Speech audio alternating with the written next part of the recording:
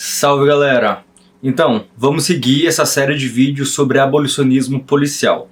Toda semana vai ter um vídeo, então não se esqueça de se inscrever e clicar no sininho para receber as notificações. Agora a gente vai continuar o assunto da polícia enquanto agente de opressão, que além de treinada para desumanizar os outros, também é desumanizada nesse processo de adestramento que ele passa na instituição policial. Um processo que na sociologia a gente pode analisar de diferentes formas, através do conceito de subjetivação, de poder disciplinar ou poder ideológico, que, grosso modo, que vai analisar a construção da subjetividade e das práticas sociais a partir de diferentes etapas da socialização que vão transmitir as regras, as normas e as ideologias que definem o que é aceitável e o que não é. É com base nesse processo de subjetivação ideológica que a classe dominante consegue manter um contingente de pessoas armadas para promover e para manter o controle social e as desigualdades sociais. No caso, a ideologia policial no Brasil é militarista, não só a PM. Todas as polícias são atravessadas por uma ideologia de guerra doméstica, de forças de segurança contra a bandidagem, em que os agentes do Estado são simbolizados aí como heróis, defensores do cidadão de bem, da sociedade, da nação e etc. Se a classe dominante também detém os meios de comunicação de massa, e pensem aqui no caso do populismo penal midiático, renovar essa hegemonia e a sua ideologia não é uma coisa muito difícil. Agora, nesse processo de adestramento policial, não é apenas fornecido uma identidade coletiva supostamente positiva de um sujeito que é policial 24 horas por dia e merece o reconhecimento de um verdadeiro herói. Na prática, nesse processo, os policiais também são muito violentados, desde a formação até o cotidiano da carreira. Esse é o tema de hoje, então aproveita para apoiar o conteúdo do Cifra Oculta com uma curtida, um comentário e principalmente divulgando o vídeo nas suas redes sociais.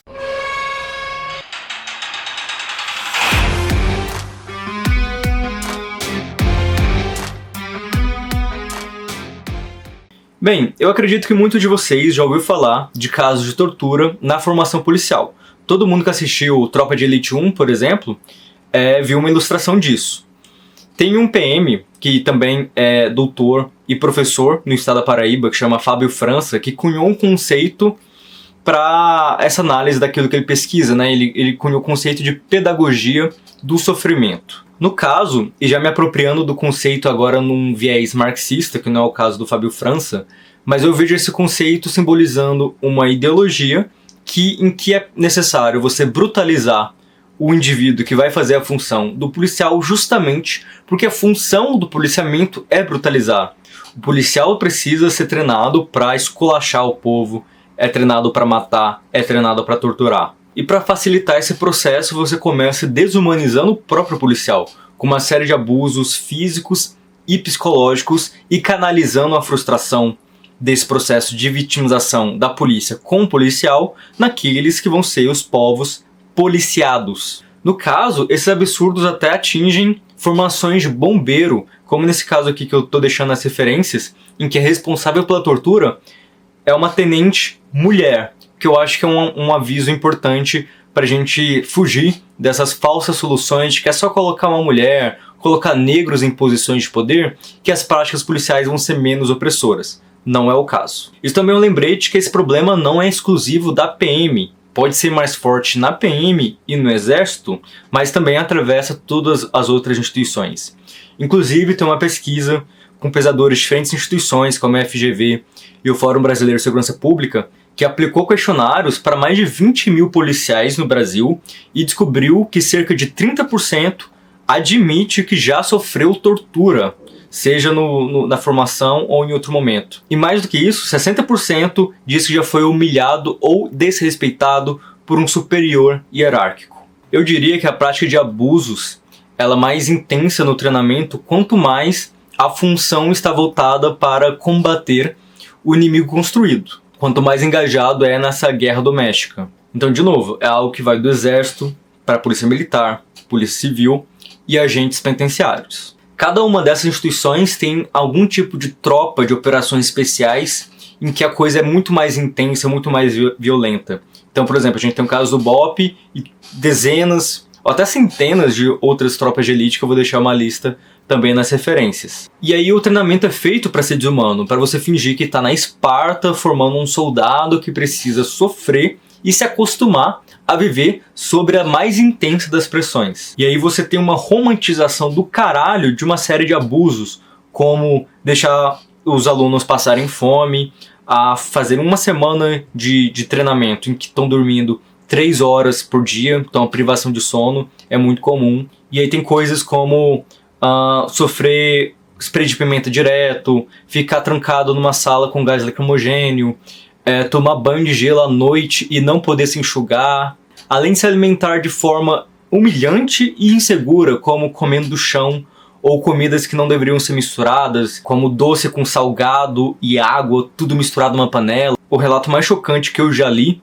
foi um que aconteceu num curso pré-militar para adolescentes, em que um adolescente foi forçado a arrancar a cabeça de um pássaro no dente e beber o sangue.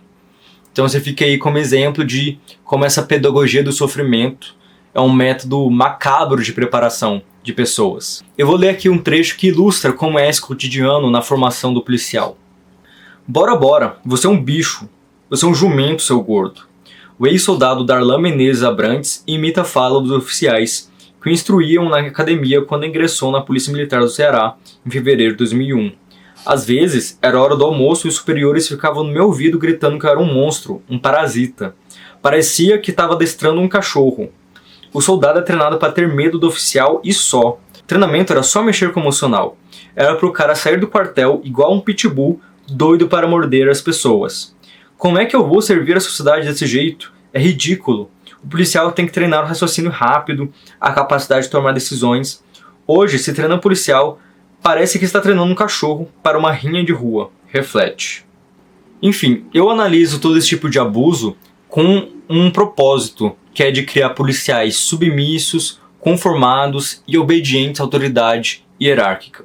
E ele também prepara para a própria dinâmica do policiamento, em que a pressão está sempre no indivíduo policial e não na instituição. O lema é: missão dada é missão cumprida. Então, se o soldado não cumpre a missão, a culpa é dele. Ele que é o fracassado. Ele que não merece o reconhecimento de grande herói valente. O resultado disso é que os policiais são uma das categorias mais vulneráveis ao adoecimento psicológico, também sofrendo de altíssimo índice de vício em drogas, em álcool, em remédio tarja preta, em drogas proibidas como cocaína, e que essa pressão também resulte em pessoas extremamente violentas, homens que batem nas mulheres, que batem nos filhos, e a própria violência policial nas periferias que eu tanto falo aqui. Além disso, esse mito do policial herói, durão, que não sofre, também impede que os policiais que estão adoecendo ou já adoeceram procurem ajuda. Outra questão importante do treinamento é que o policial ele é preparado para não mostrar compaixão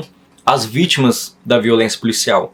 Então, se a gente tem um caso em que os PMs estão torturando um adolescente e um outro PM se sente desconfortável ou mesmo fala uma coisa contra isso, ele vai ficar marcado como um policial fraco, como alguém que é mulher de bandido, e vai ser constrangido continuamente se ele quiser se posicionar a favor dos direitos humanos. E aqui eu vou parar para lembrar vocês de conferirem as referências que eu separo para cada vídeo, porque no caso aqui vocês vão encontrar algumas entrevistas com próprios policiais que passaram por todo esse processo e denunciam como os cursos de formação policial estão realmente preparando assassinos e monstros que violentam todo mundo, e que o policial só vale o mal que ele pode causar. E é por isso que eu estou gravando esse vídeo, porque o tema da desumanização policial é fundamental, porque tanto o policial quanto aqueles que vão ser policiados são realmente violentados de todas as formas. Mas, por mais que isso possa surpreender alguns, o policial é um ser humano com as fragilidades de todo ser humano.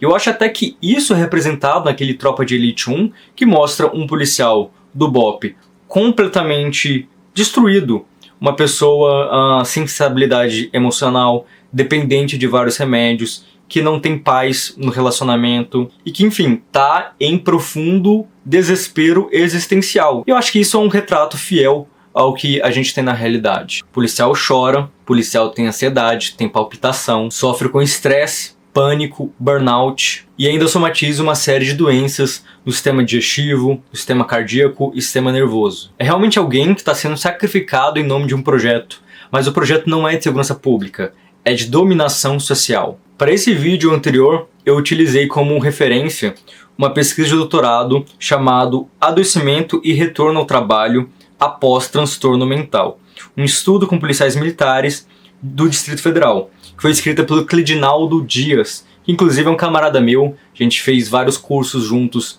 de análise curso crítica e eu fortemente indico o seu trabalho. Nessa pesquisa ele foca justamente nos policiais de baixa patente, justamente porque eles estão em situações mais adoecedoras, de mais pressão, mais precariedade, e ele mostra como os policiais que adoecem a partir desse cotidiano bem tóxico do policiamento e têm surtos e acabam afastados por um problema de saúde mental, quando têm permissão para retornar, acabam também sofrendo com o estigma, virando doido, o inútil, o perigoso do quartel e são constrangidos de diferentes formas. Inclusive os superiores hierárquicos que, no caso da PM, por exemplo, pode punir com pena de prisão aqueles que o questionarem. Vou ler aqui 2 trechos da tese do Naldo, que eu acho que sintetizam bastante o tema do vídeo. Reforça-se aqui o jogo da manipulação ideológica da instituição militar, que coloniza os mais variados campos da vida do policial, especialmente na forma do poder disciplinar, e que adestra os sujeitos de forma a tirar deles o máximo possível. Esse jogo é objeto de controle que age sobre o sujeito, mortificando a sua subjetividade, freando as suas pulsões e canalizando sua energia psíquica, tudo para transformar seus corpos e espíritos em força de trabalho.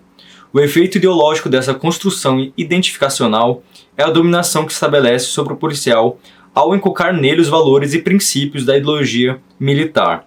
Entre os relatos do adoecimento mental, verifica-se com grande representatividade a ocorrência de um discurso de incapacidade, impotência e fracasso, responsável pela quebra da resistência dos policiais à doença. A potência heróica que define e qualifica o policial militar, institucional e socialmente, é rompida quando a percepção da sua incapacidade de manter o controle de si e das situações, bem como da impossibilidade de cumprir as suas atividades. Em suma, o resultado disso é que tem mais policial militar e civil morrendo de suicídio do que em confrontos policiais. Para pensar nisso um momento. Isso é algo que deveria reconfigurar toda a nossa visão sobre a vitimização policial.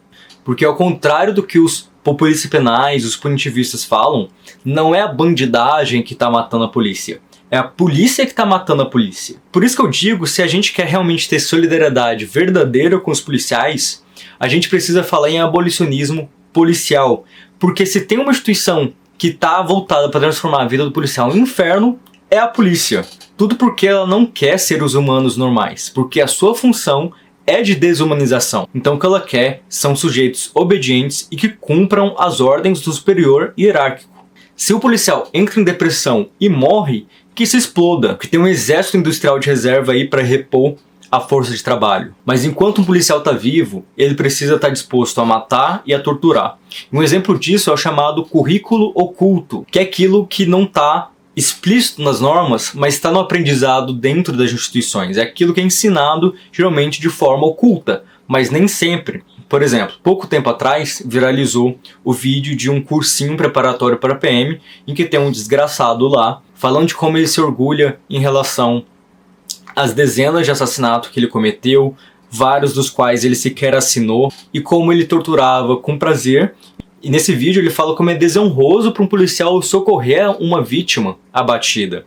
Porque ao invés de levar ela para o hospital com vida, o certo é pegar o corpo e asfixiar ela para entregar esse corpo já sem vida. Enfim, um currículo oculto é algo que perpassa várias funções, não só da execução das pessoas, mas também dos flagrantes forjados. Então você já leva lá os recursos para criminalizar o indivíduo. Então você leva arma, você leva droga, tudo isso que, pensando que a palavra do policial não vai ser questionada pela mídia, nem pelas outras instituições. Isso está em fraudar a cena para uma perícia, impedindo a perícia. Enfim, formas de sabotagem que vão facilitar a prática criminosa do policiamento. Enfim, na realidade, se houvesse recurso financeiro e tecnológico para isso, os agentes do aparato repressor do Estado, que inclusive é um conceito melhor, do que agentes da segurança pública, eles seriam compostos de robôs. Seriam máquinas de violência ao dispor do Estado, programados para servir os interesses de uns em detrimento de outros, sem reclamar, sem desobedecer e sem as fragilidades biológicas de um ser humano que adoece e morre. Como eu tenho dito, isso não seria necessário caso a nossa sociedade seguisse outro modelo, mas o nosso modelo é fruto do colonialismo, da escravidão e de vários genocídios. A polícia foi criada e continua sendo um aparelho da classe dominante para perpetuar o status quo e o poder de proprietários brancos e patriarcais. E essa é a nossa história, polícias treinadas para realizar massacres contra o povo.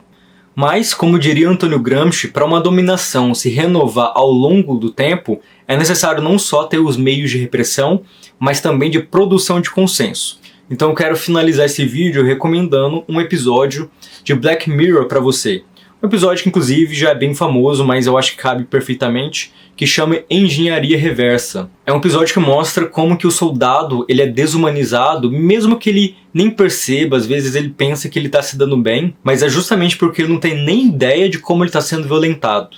Mas o mais importante é mostrar como o soldado ele precisa seguir uma ideologia que desumaniza os seus alvos. No episódio, a gente tem todo um aparelho tecnológico feito para modificar a percepção da realidade. E eu vejo isso como uma metáfora da ideologia do inimigo, seja interno ou externo. No caso aqui do Brasil, por exemplo, a gente tem a construção do traficante como grande inimigo a ser combatido, como principal inimigo, como principal problema na segurança pública, e aquele que vai justificar o maior nível de encarceramento e de violência policial, de operações policiais. Sendo que os traficantes são construídos simbolicamente como favelados, como negros da periferia, e com isso você vai justificar a tortura e a morte de quem vai ser rotulado como traficante. Bem, é isso que eu preparei hoje sobre a desgraça do nosso sistema penal. Espero que tenham gostado e não se esqueçam que se você gosta do conteúdo, você pode contribuir ajudando a divulgar, inclusive contribuindo com algum valor no Apoia-se. Semana que vem a gente se vê e até mais.